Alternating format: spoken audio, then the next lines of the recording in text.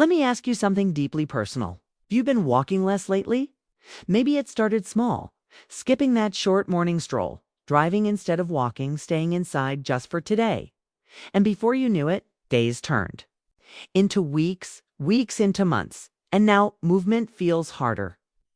Your legs feel heavier, and somehow even your spirit feels slower. You tell yourself, it's just aging, right? This is normal after 70. But what if I told you that slowing down isn't always normal? That walking less might not just be a result of aging, but a cause of accelerated aging itself. What if I told you that by walking less after 70, your body doesn't just lose strength, it starts quietly shutting down systems that keep you alive, independent, and thriving? This message is not to scare you. It's to wake you up gently, but urgently, because I believe, with all my heart, that you still have so much life left to live, and it all begins with your steps. You see, walking isn't just exercise. It's not just something we do to burn calories or get out of the house. Walking is medicine. It's how your joints stay lubricated. It's how your muscles stay nourished. It's how your heart remembers how to beat with strength and rhythm. It's how your brain stays sharp, your digestion stays smooth, and your balance remains strong. The moment we stop walking, we send a message to the body that says, you're not needed anymore. And that's when things begin to fall apart. Silently, let me explain. After the age of 70, your body is in a delicate balance. Every day, it's either being rebuilt or slowly breaking down. And one of the biggest triggers that tips that scale toward decline is sedentary behavior.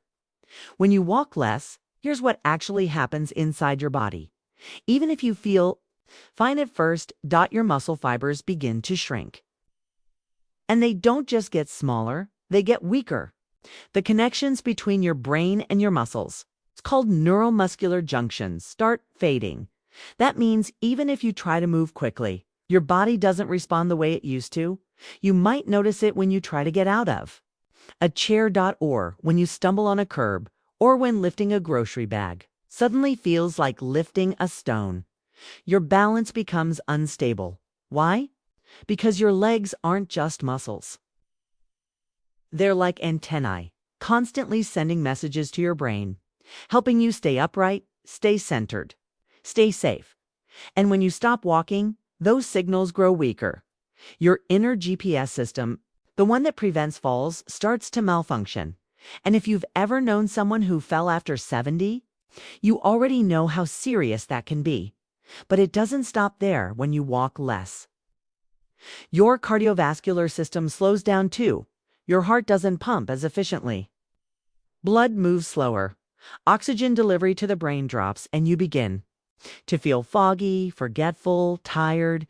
You might even feel more emotional, more anxious, more isolated. Why?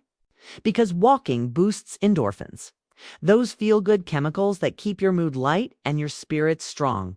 Without movement, your emotional resilience drops and you start to feel disconnected, even if you're surrounded by people.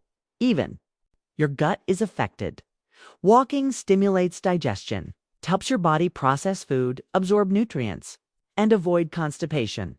But when you sit too long, your intestines slow down. Your stomach stays full. Gas builds. You feel uncomfortable, sluggish, and bloated. And again, you blame age. But the truth is, your body isn't failing you. It's just waiting for you to move again. Let me tell you about Mr. Raymond. He's 76 years old, used to walk every day. Then he got a minor knee ache and decided to rest for a few days. So as few days turned. In 2 months, he started having trouble sleeping, felt more tired, started using a cane. He told me, I don't know what happened. I just slowed down. But what really happened is this. He stopped walking. And his body adapted to that stillness. Because your body always listens to what you do. If you move, it builds strength. If you rest too much, it builds weakness. Simple as that. But here's the most important part. It's never too late to turn things around, even if you've been inactive for years, even if your legs feel weak, even if you're afraid of falling or feel embarrassed to start again. there's a way back.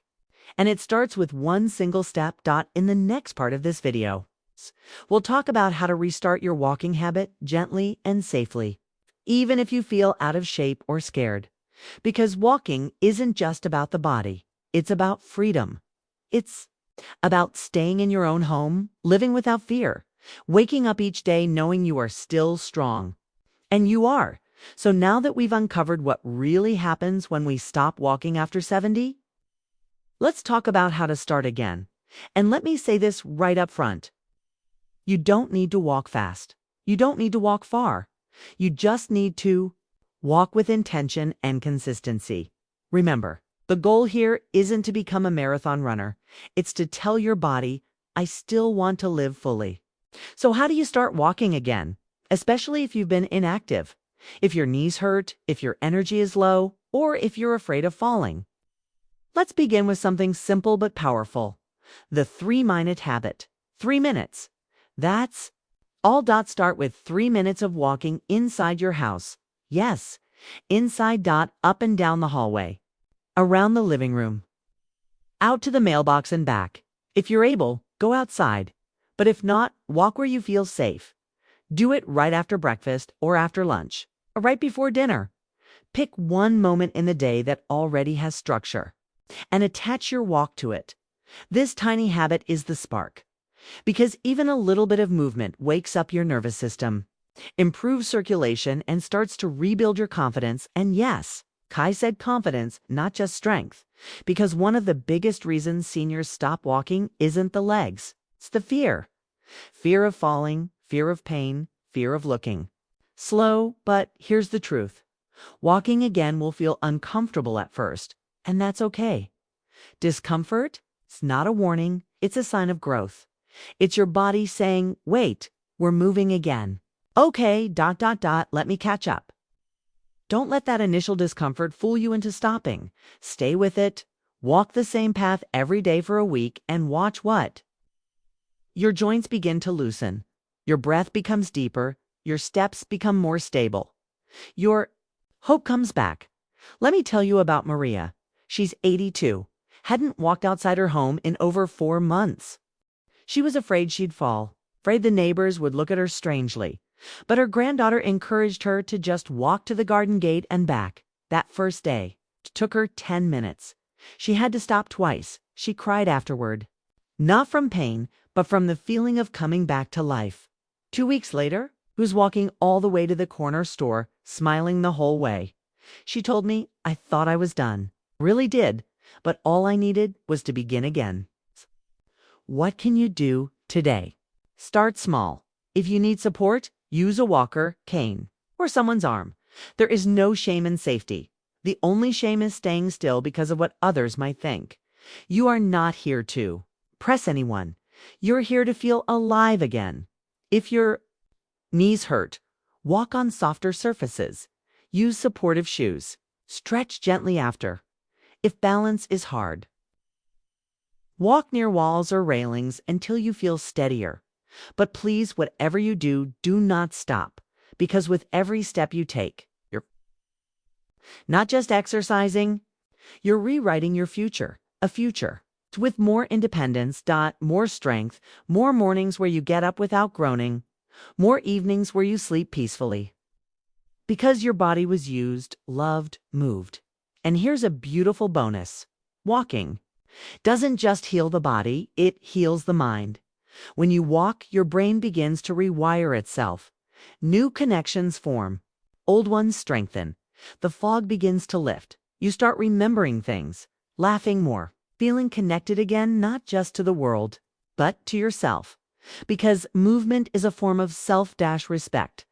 It says, I haven't given up. I still believe.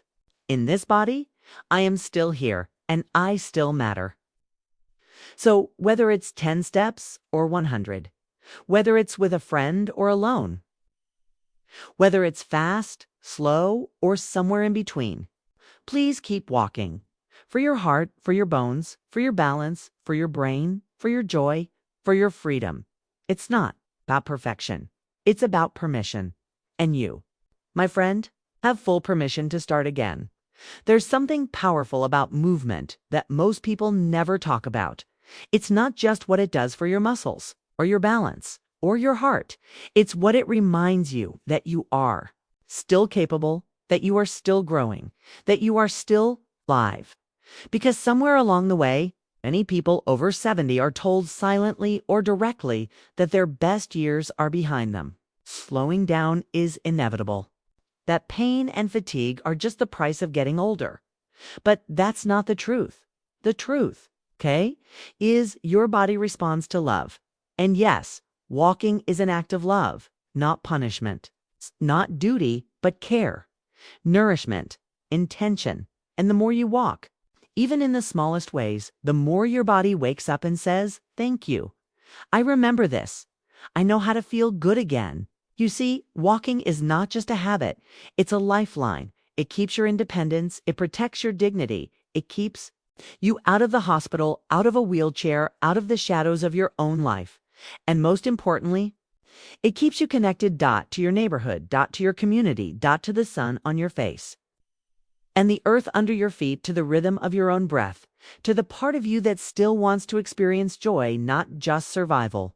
So tonight or tomorrow, morning or whenever it feels right, I want you to make a choice. Don't make it big, don't make it complicated, just choose. To walk it might be from your chair to the kitchen. It might be to the end of your driveway.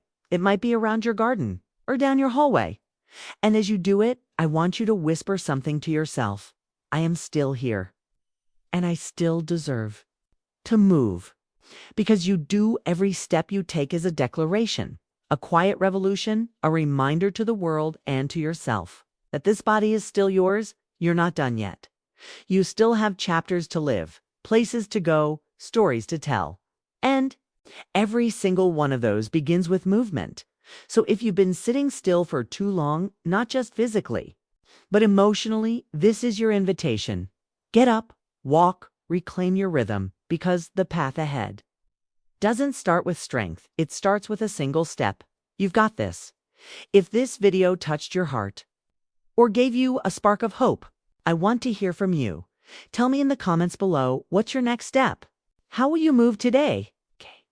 And if you know someone, a friend, a parent, a loved one who's been feeling stuck, tired, or afraid to move, please share this with them. Sometimes a single message like this is all it takes. And don't forget, if you want more videos like this made just for people like you who want to live longer, stronger, and better after 60, subscribe to Longevity Wisdom here. You're not just a viewer, you're part of a growing family that believes aging isn't the end. It's the beginning of deeper purpose, deeper care, and deeper life. So let's keep walking together, and remember, you don't have to move fast. You just have to move forward, one step, one moment, one breath at a time.